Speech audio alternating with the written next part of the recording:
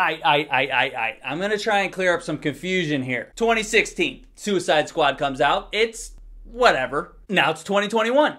We got a new Suicide Squad movie. Is it a sequel? Is it a reboot?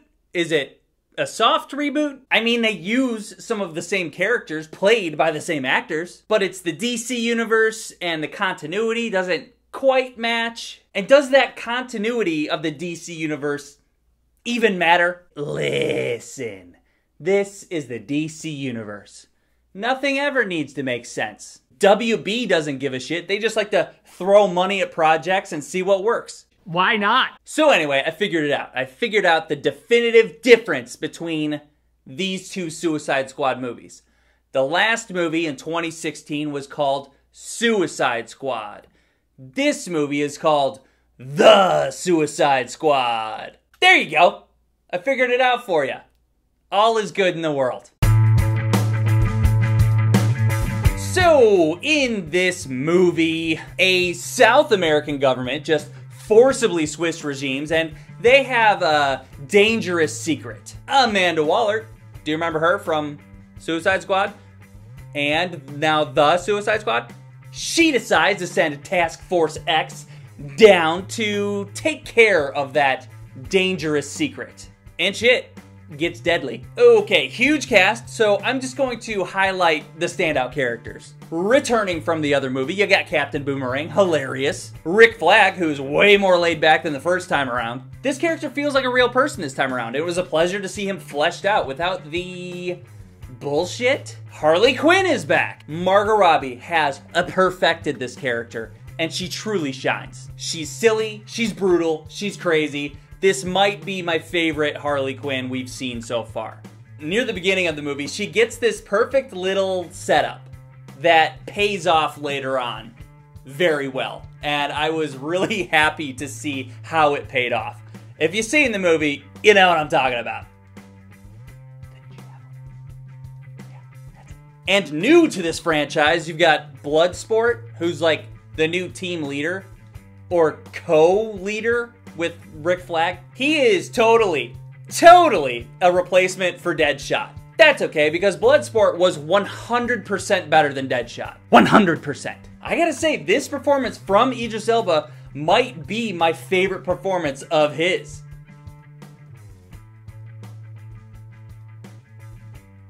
It's up there for sure. He's actually a believable villain that doesn't give a fuck. The second they introduce him, I'm like, that guy doesn't give a fuck. How are they gonna get him on the Suicide Squad? He doesn't give a fuck. That Amanda Waller is smart. He's a total badass, and his personality is relatable and pretty funny. John Cena is great as the Peacemaker. He's a total psycho. As the movie goes on, he and Bloodsport have this competitiveness about who's just better at everything, and it's so much fun to watch. The chemistry between those two is awesome.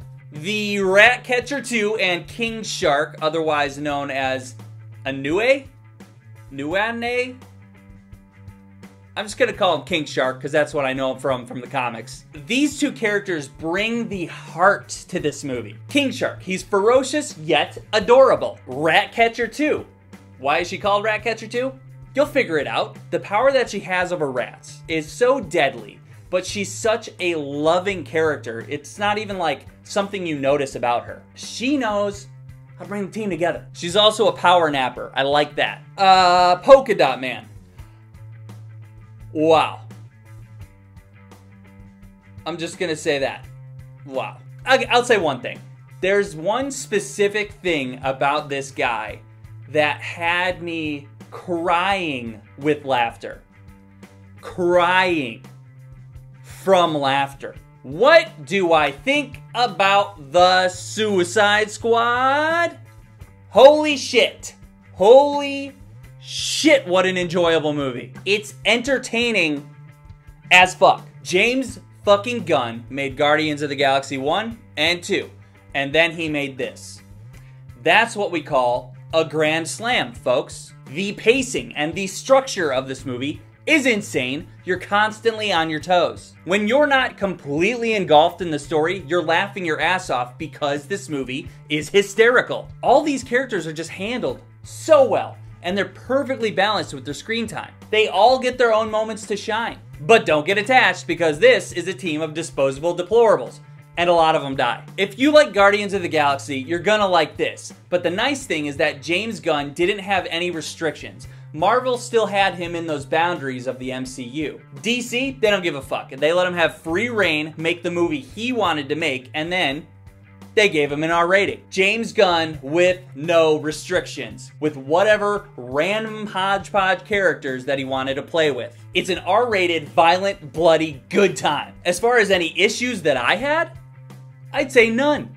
I had none issues. I enjoyed this movie from start to finish. This movie is already on HBO Max, and they're not like Disney. They're not gonna make you pay $30 extra. Just whatever the HBO Max subscription is, you get it with that. It's also in theaters. I saw it in IMAX with an audience, and it was a blast. If you don't see this movie, you're just choosing to make your life worse. Honestly, it's one of the best movies I've seen in a long time. I'm probably gonna watch it 100 more times. I don't know how James Gunn does it, but he makes you feel your full range of feels. As a moviegoer, this was the movie experience that I strive to have. It was great. Okay? See ya! Subscribe!